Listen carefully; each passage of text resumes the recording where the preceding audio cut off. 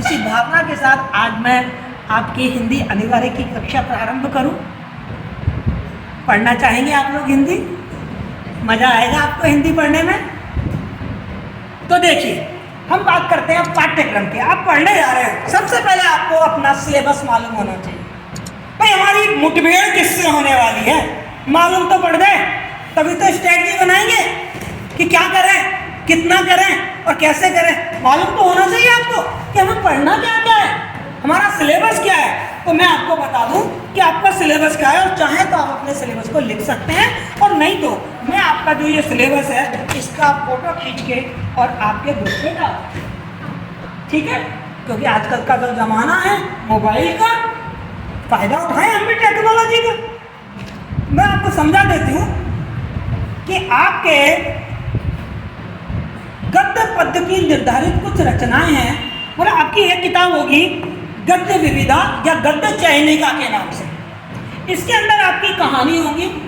एक कहानी है बड़े भाई साहब प्रेमचंद की, पहले भी पढ़ी होगी शायद, बहुत शानदार कहानी है। दो भाई होते हैं, बड़ा भाई बार बार फेल हो जाता है, छोटा भाई पढ़ने में ठीक ठाक है पर वो खेल कूद ज़्यादा करता है, तो बड़े भाई उसको डांटते रहते हैं। बहुत मज़ा आएगा जब आप इसको कहानी को पढ़ेंगे। अंत क्या होता है थोड़ा सा बताएंगे। दूसरी कहानी है सिकंदर और कौवा, बहुत शानदार कहानी है। आपने सिकंदर का नाम तो सुना होगा, 326 ईसा पूर्व जिसने भारत पे आक्रमण किया था, अलेक्जेंडर जिसे बोलते हैं, है ना? उस अलेक्जेंडर से संबंधित कहानी है ये कि अलेक्जेंडर विश्व विजेता था और अपने आप को अमर करना चाहता था, मरना ही नहीं चाहता था। हमारी भारतीय संस्कृति के नज़र से बताया कि मरना भी जरूरी है, नहीं मरोगे तो नया जीवन कैसे मिलेगा। तीसरा आपका संस्मरण है 42 के ज्वार की उन लहरों से, बहुत ही शानदार हिस्ट्री। यदि आपके पास है तो आपने 1942 का भारत छोड़ो आंदोलन जरूर सुना होगा। 8 अगस्त 1942 को भारत छोड़ो आंदोलन शुरू हुआ था। गांधी जी ने उसमें करो और मरो का नारा दिया था। अंग्रेजों ने शीघ्र ही सारे नेताओं को गिरफ्तार कर लिया था, और फिर ये जो आंदोलन जनता ही इसकी नेता बन गई थी और चलता रहा। इसके बारे में ये है 42 के ज्वार की उन लहरों से। बहुत अच्छा संस्मरण है, सच्ची कहानी है, इसमें झूठी कुछ भी नहीं है। फिर है आपका एक रेखा चित्र रजिया। एक लड़की है रजिया, चूड़ी वाले की बेटी है वो। क्या उसकी भावनाएं हैं, किस तरीके से वो अपना व्यवसाय करती है, बहुत ही प्यारी सी, बहुत ही प्यारी कहानी जैसी रेखा चित्र है, आप देखेंगे। फिर आपका एक विज्ञान का निबंध है आपके कोर्स में, गुणाकर मूल्य का, शनि सबसे सुंदर ग्रह। हम तो शनि का नाम लेते ही नाक मुंह से खोने लगते हैं, अरे यार शनि की 7.5 लग गई, अरे यार शनि का ग्रह चल रहा है, राशि चल रही है, और ये दुखी हो जाते हैं। थोड़ा विज्ञान की दृष्टि से देखिए कि शनि क्या है। तो जब इस निबंध को आप पढ़ेंगे तो शनि से संबंधित बहुत सारे अंधविश्वास खत्म हो जाएंगे। फिर आपका एक निबंध है बहुत अच्छा सा, राजस्थान की सांस्कृतिक धरोहर। आप राजस्थान में रहते हैं, आपको राजस्थान की संस्कृति, उसकी भाषा, उसकी कला, उसके नृत्य, उसकी रचनाएं, उसका काव्य, साहित्य, बोलचाल, कपड़े, वेशभूषा, इनके बारे में मालूम होना चाहिए। और मैं आपको बता दूं, यदि आपकी आंखों में सपना पल रहा है आरएएस एग्जाम देने का, तो आरएएस में राजस्थान को बहुत इंपॉर्टेंस मिलती है। 55-60% राजस्थान की संस्कृति में से प्रश्न आते हैं, तो आपको ये पढ़ना है, बहुत अच्छे से मजा भी आएगा। फिर एक व्यंग निबंध है, जीप पर सवार इल्लियां।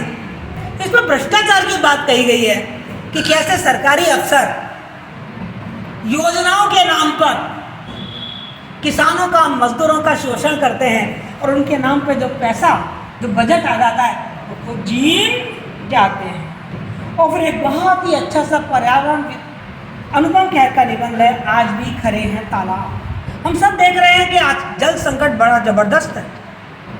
गर्मी आते ही पानी की किल्लत शुरू हो जाती है, हो जाती है। और हम तो जयपुर में रह रहे हैं तो बहुत सौभाग्यशाली हैं कि हमको पानी मिल जाता है। लेकिन आप गाँवों में जाके देखिए, दूर दूर जो दूरस्थ क्षेत्र है वहाँ जाकर देखिए, लोगों को किलोमीटरों चलना पड़ता है एक एक बाल्टी पानी के लिए। क्या कारण है, क्यों हमारे भारत में जल की समस्या आ गई है? कभी समय हुआ करता था हमारे गाँवों में तालाब जरूर होते थे, हर गांव में तालाब पूछिए अपने घर जाकर, तालाब और कुएं होते थे, और अंग्रेजी शासन क्या आया, इन्होंने तालाब खत्म कर दिया और हमारे घर में नल लगा दिए कि नलों से पानी आएगा। अब उनसे ये पूछो कि नलों में पानी आएगा क्या, या धरती में पानी होगा, या कुओं में पानी होगा?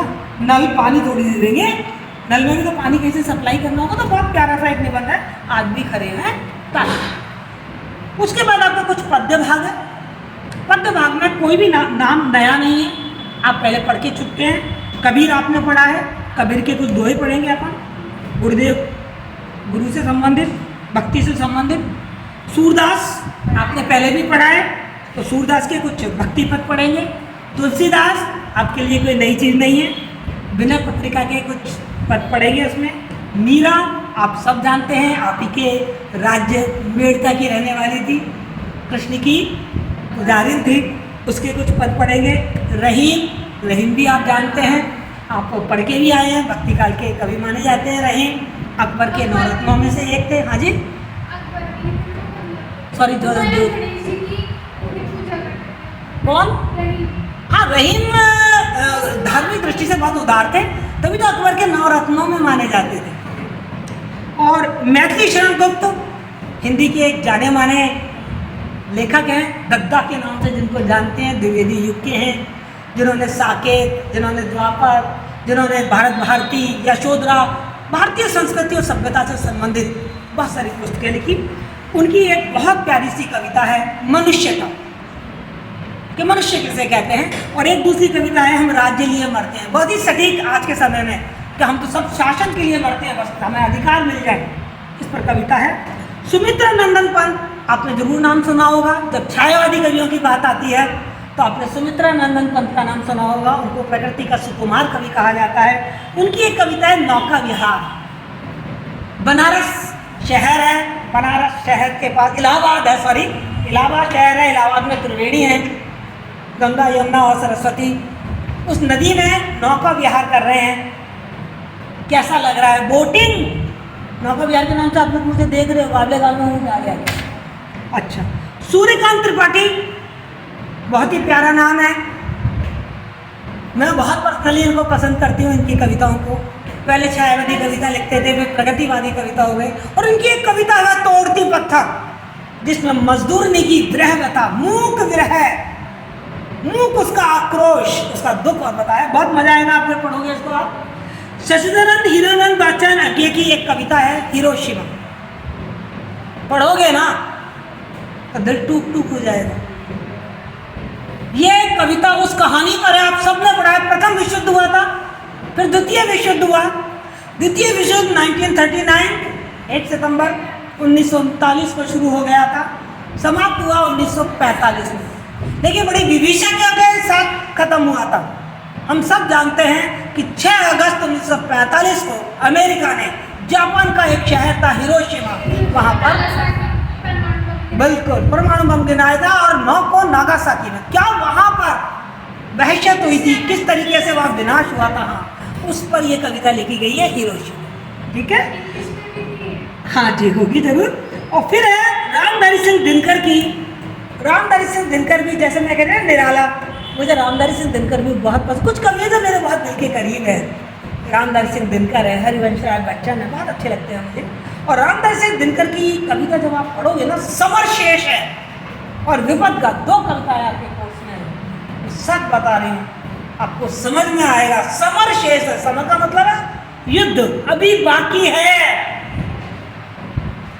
आज़ादी प्राप्त कर ली है हमने, लेकिन अभी बहुत सारे मोर्चों पे हमको युद्ध करना है। गरीबी, बेरोजगारी, नारी उत्पीड़न, कन्या भ्रूण हत्या, बहुत सारी कुरीतियां हमारे समाज में हैं, जहां हमें अभी भी लड़ना है।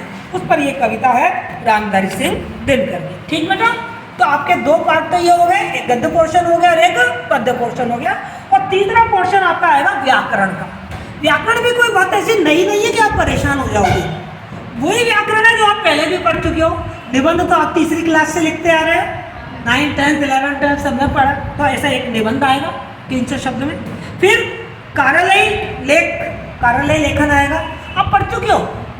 आवेदन पत्र लिखना, कार्यालय पत्र लिखना, ज्ञापन, स्मरण पत्र, शिकायती पत्र, अर्ध कार्यालय पत्र, और इंग्लिश में भी पढ़ते हो। सबसे मजे की बात क्या है कि ये व्याकरण है ना, ये हमारी बहुत मजेदार चीज़ है, क्योंकि ऐसी चीज़ें हम अंग्रेजी में भी पढ़ रहे हैं तो रिवीजन सा हो जाता है, ठीक है ना।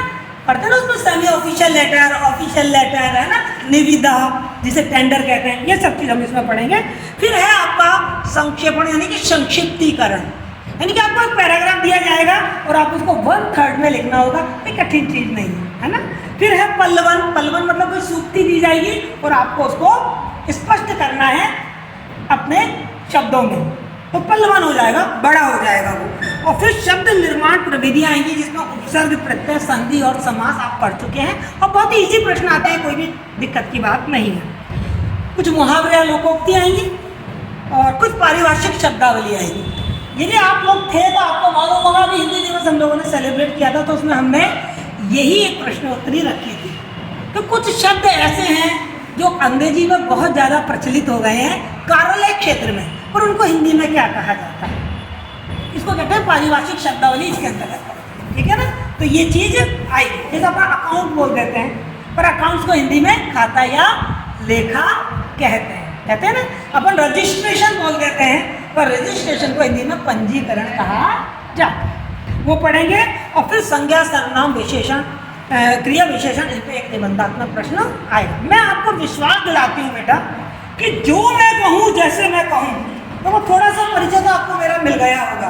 क्या आप मुझ पर विश्वास कर सकते हैं? तो जैसे मैं कहूँ वैसे पढ़ लेना बेटा। मैं आपकी मजबूरी जानती हूँ कि आप हिंदी अनिवार्य पढ़ रहे हैं, आपका सब्जेक्ट आपसे ज़्यादा समय मांगेंगे, ज़्यादा मेहनत मांगेंगे, आप कंपल्सरी पर बहुत टाइम नहीं दे पाओगे, तो आप थोड़ा मधुरता की बात को मान लेना।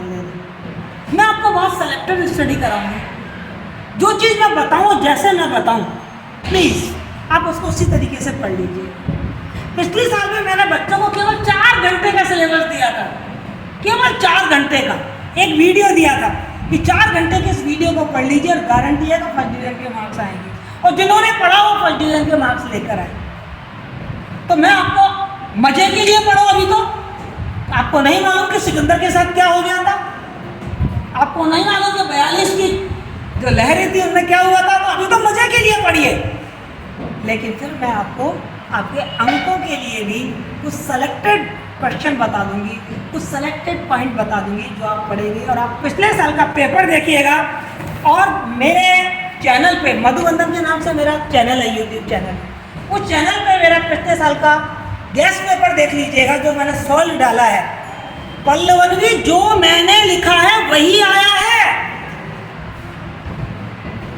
संक्षेपण भी जो पैराग्राफ मैंने दिया है वही आया है, मन के हारे हारे और मन के जीते जीत। आप देख लेना, मैंने गेस्ट पेपर में यही दिया था और यही आया है।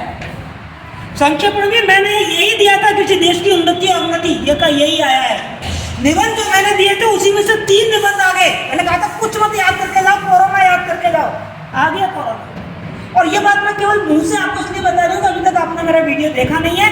अब आप घर जाके मधुबंधन के नाम से सर्च करिएगा, उसमें आप हिंदी कंपल्सरी की जो प्ले उनकी लिस्ट होती है वो निकाल लेना, और उसमें पेपर निकाल लेना और मिला लेना कि जो मैं ये पेपर है आपका,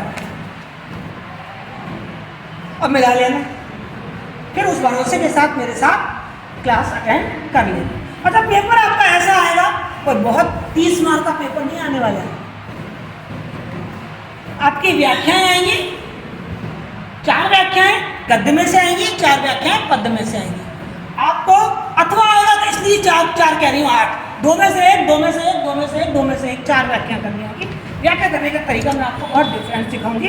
हिंदी कंपल्सरी के जो बच्चे बैठे हैं उनको मालूम भी, सॉरी ऑप्शनल के, उनको मालूम नहीं कि मैंने आपको व्याख्या करना सिखाया है। फिर आपके कुछ क्वेश्चन आएंगे अपने इन्हीं कहानियों में से, और उसके बाद संक्षेपण, पल्लवन और कुछ ग्रामर। तो मैं ये पेपर भी इसको भी स्कैन करके आपके ग्रुप पे डाल दूँगी, तो आपको ये भी मालूम पड़ जाएगा कि ऐसा कौन सा पेपर आता है यार, देख तो लें। तो आपको पेपर भी देखने को मिल जाएगा और आपको अपना सिलेबस भी देखने को मिल जाएगा। आज घर जाके आप अपने सिलेबस और पेपर को देखिएगा, यदि कोई चीज़ समझ में नहीं आए तो मुझसे पूछिएगा। और जो मैंने कहा है, अपनी भरोसे के लिए अपनी तसल्ली के लिए आप मधुवंदन चैनल पे जाके देख लीजिएगा कि मैडम ने क्या पेपर दिया था और पेपर में क्या क्या आया है। क्लियर बेटा? समझ में आया? समझ में आया क्यों पढ़ेंगे हिंदी?